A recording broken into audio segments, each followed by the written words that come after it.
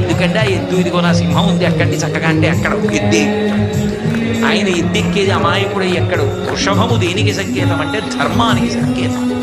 ఆయన ధర్మాన్ని ఇష్టపడతాడు. ఆయన భక్తులకు ధర్మమునందు అనురక్తి కల్పిస్తాడు.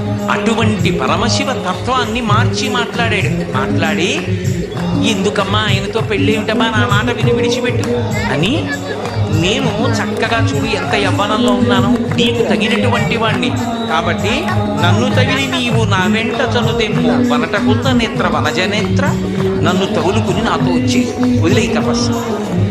విందావిడ వీడట బ్రహ్మచారియట, వీనుల పెట్టగరాని మాటలే ఆడుచునున్నవాడు, నమశివాయుడు ఆడగరాదు.